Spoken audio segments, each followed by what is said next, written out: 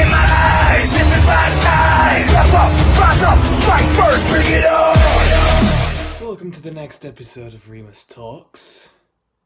My next subject for today: Matty, the monster, Barker.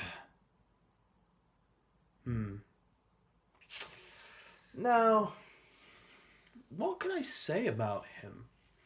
What can I tell you about him? Well, as for where I first met him, I genuinely do not know. I believe it may have been Cantley? No, it couldn't have been Cantley. I don't remember him being there. Maybe a period of time before that? Who cares? He's someone who's just another big lumbering brute, except he's, well, big in size, not big in height. And he certainly knows how to do suplexes, he certainly knows how to do F5s. It's almost like he's mirroring a certain wrestler that's also part-time and hardly ever turns up. Maybe I'm just drawing conclusions like I usually do. Maybe I'm just talking out my arse again like a lot of you people think I do.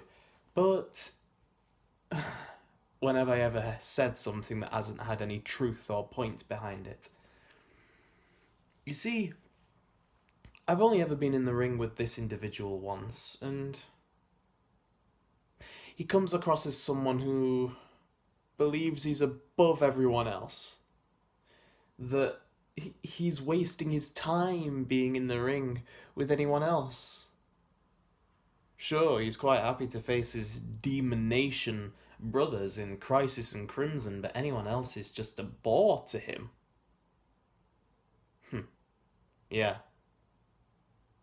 Wasn't so much of a bore when I landed you with that cutter, was it?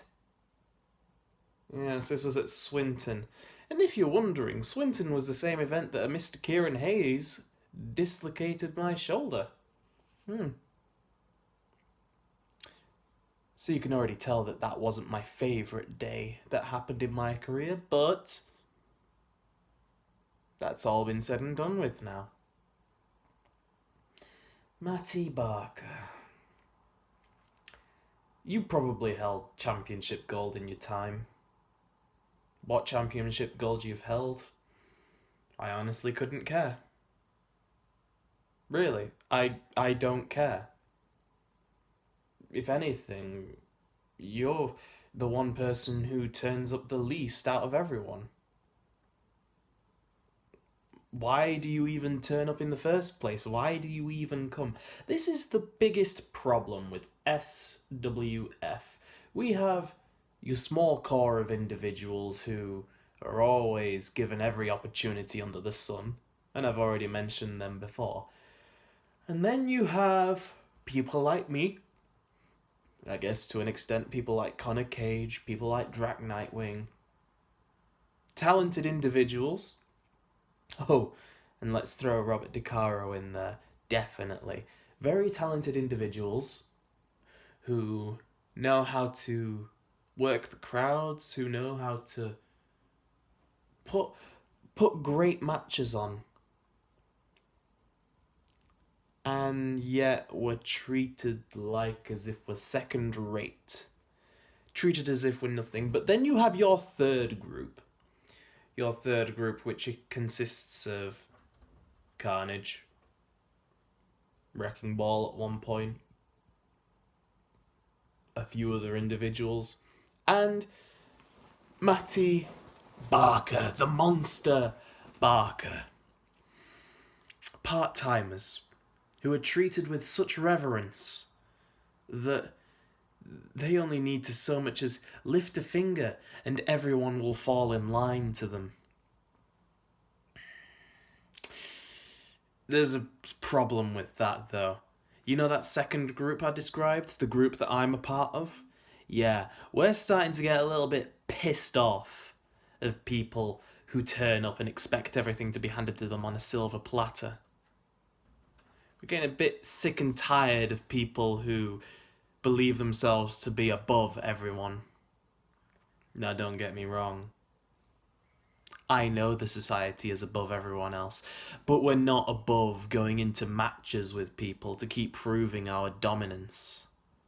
As for you, you'll turn up once, twice, if we're lucky 3 times a year, and then say, "Hey, yeah, I won those 3 matches in a year. I'm the best that there is, yeah. Look at me and my big muscles. I can suplex somebody over me shoulder. I can put them on me shoulders and do an F5 because I want to be the next Brock Lesnar.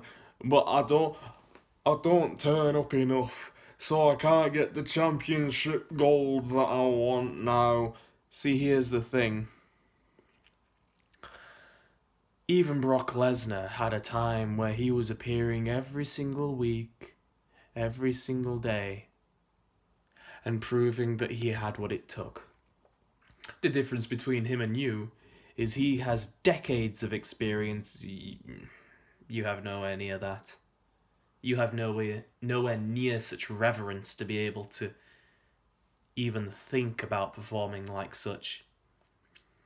You've got delusions about yourself, delusions of grandeur, and maybe it's because you've bagged Lilith as your girlfriend and now you understand that you have such a powerful individual at your side. It's like, yes, we could be an unstoppable force. We could be something new together. But you both don't turn up, so what are you? Really, what are you? Nothing. That's what you are. A monster is something to be feared. A monster is something that you tell bedtime stories to children to make sure that they don't misbehave, that they stay in their rooms. A monster is something to be frightened of. I don't see what's so frightening about you, Matty. You may want to prove me wrong, and by all means you may try. But one can live in hope of being able to defeat me, when the reality is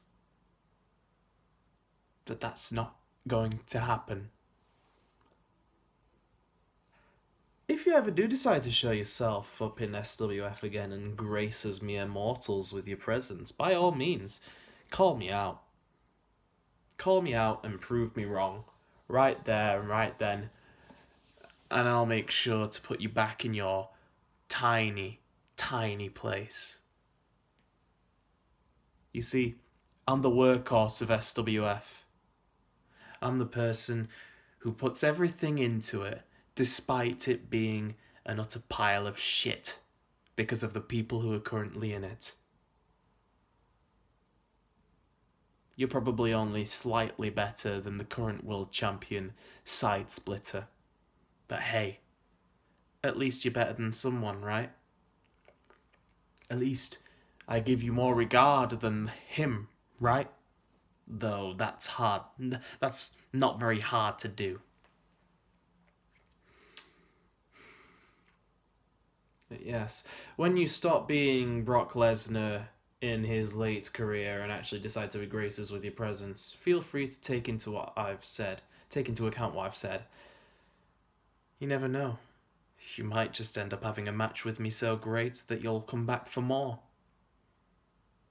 Unless I leave you with scarred memories inside that ring, and you don't want to do anything more with me because I'll have scared you that much. And Crimson said something about bringing a friend along, or 2, maybe even 3. You really think that I haven't put on the table that there isn't a chance of you turning up for my fatal 4-way at the next show, whenever that'll be? Yes. Your own little insurance policy. Everyone's getting insurance policies for the society recently. It's almost like we're becoming the threat to SWF, and people are actually starting to realize that, yeah, we're a big deal. And we're something to fear. Something to avoid. Something to roll over to and kneel before us. There's no stopping us. And no monster will stop us either. That's all I have to say about you. Side splitter though. Remember that cute little video that you made? That you thought was oh so funny? You stay posted on this channel. You stay posted. Because, believe it or not, I think I can be quite funny sometimes as well. Yeah. Seriously. I honestly think that I could create a video that'll get people laughing. You want to know why I think that? Because the video is going to be all about you, Side Splitter. Yes, a video of all your dreams, a video where it's just about you. But it's going to be so tragic at the same time. I don't want to give too much away, but I would both look forward to this video being released and also dread it being released at the same time. Just so you're aware. Okay? When that'll be, I don't know. Just stay tuned. Because even though you say you don't watch my matches, and you don't watch my Remus Talks, you only had to look at the last episode and hear what I had to say about that. Because it's quite clear you do listen, and it's quite clear you do watch. But anyways, that's enough for today. Otherwise, I could go into another half-hour rant about him. Leave a like, share and subscribe, and click up here so you can vote on which wrestler I am to talk about next, and hit the bell icon below so you can stay updated with all future videos. This has been Remus Talks, and I'll see you all in the next one.